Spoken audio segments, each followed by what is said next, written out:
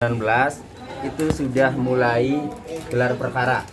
Jadi memang gelar perkara itu SOP dari penyidik ya, untuk menaikkan penyelidikan ke penyidikan gelar perkara, penyelidikan ke tersangka gelar perkara kan. Begitu juga penghentian penyidikan itu dilakukan gelar perkara, mungkin SOP-nya ya.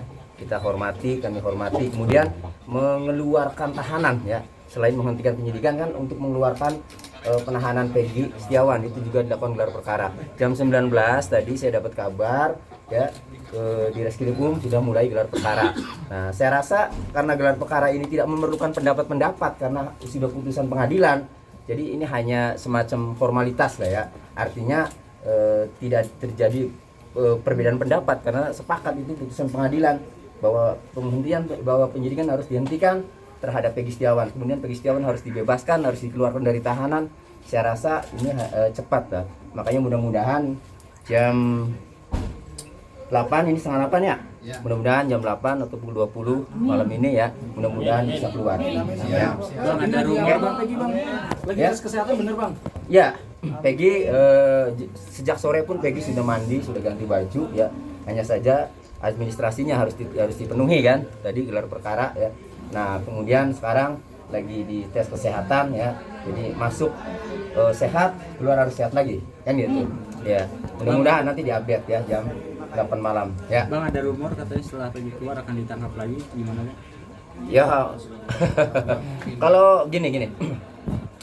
Putusan pra peradilan tadi siang ada hal yang penting terkait pertanyaan itu ya, bahwa tidak memiliki kekuatan hukum ya untuk melakukan penyidikan lagi ya terhadap Peggy Setiawan.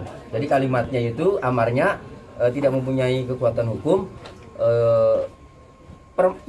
termohon melakukan penyidikan terhadap pemohon kan Peggy Setiawan ya. Bila mana ya, untuk alat bukti yang sama kan, alat bukti yang sudah dijabarkan nih ya, itu ada 13 saksi, ada visum. Nah, ini penyidik yang dengan percaya dirinya saja bahwa alat buktinya kuat, setelah di pra peradilan itu alat buktinya cuma keterangan saksi kok. Nah, itu pun sudah diuji di kejaksaan, dikembalikan lagi ya, dengan alasan syarat formil dan material belum memenuhi. Arti syarat formil itu sebenarnya sama saja dengan penetapan tersangka ya. Artinya kalau syarat formil belum terpenuhi, jaksa tidak yakin bahwa Peggy ini adalah pelakunya. Itu. Jadi yang kedua, alat bukti. Alat buktinya apalagi orang pelakunya juga belum tentu, pelakunya saja belum tentu Peggy ya, formilnya apalagi alat bukti untuk materialnya kan. Nah, sehingga kalau dikaitkan dengan pertanyaan itu, ya silakan saja kalau bisa kan itu. Nah, toh yang sudah ada aja merasa percaya diri, alat buktinya itu kan bisa dipatahkan kan itu. Jaksa juga dikembalikan, mau cari apa lagi? Jangan memaksakan lagi lah, hancur nanti penyidik Polda Jawa Barat. Setelah dari ini Peggy mau langsung pulang Cirebon atau gimana Bang? Nah, nanti dari sini ke sekretariat dulu ya, di Jalan Sabang itu. Nanti istirahat dulu di situ. Lihat kondisi Peggy, kalau Peggy-nya keluar kemudian seger, artinya sudah siap pulang ya, mungkin pulang ke Cirebon. Tapi misalnya ada istirahat dulu ya, istirahat. Ada syukuran di sana? Ada, rencananya di sana di Cirebon Peggy akan keluarganya akan melakukan syukuran, dan di sana akan disambut warga Cirebon sudah menanti gitu. Cukup? Apakah gugatan balik Bang ke polisi?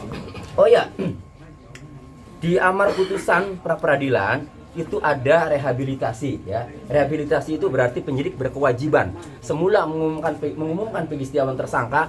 Nah, rehabilitasi itu Polda Jawa Barat juga nanti harus mengumumkan lagi bahwa Peggy Setiawan ini tidak lagi sebagai tersangka kan gitu. Karena banyak sekali yang kalimat-kalimat dari Kadif Humas ya waktu itu ya, memang ini tersangka sudah melalui penyelidikan sangat kuat. Jadi harus diumumkan bahwa Peggy Setiawan bukanlah pelakunya dan bukan tersangka lagi. Itu rehabilitasi.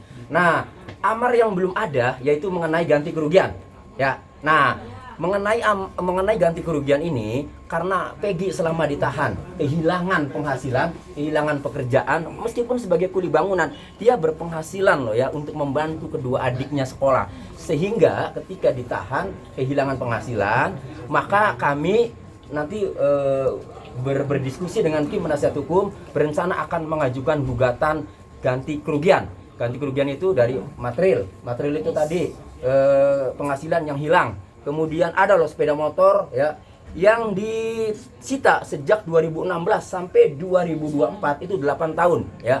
Bisa saja kami menggugat Polda Jawa Barat itu dua sepeda motor suruh bayar sewanya per hari, misalnya bayar sewanya satu hari 30.000 saja, berarti dua motor 60.000 kali 365 hari setahun kali 8 tahun. Nah itu kurang lebih 165-an juta lah ya, dua sepeda motor. Ditambah tadi misalnya penghasilan setiap bulan ya 5 juta kuli bangunan misalnya kali 3 bulan 15 ya, kurang lebih 180-an lah ya, 190 juta itu material ya. Kemudian imaterialnya dia pemeriksaan psikologis yang dinilai cenderung melakukan tindak pidana, pembohong dan seterusnya, itu membuat Peggy Setiawan malu.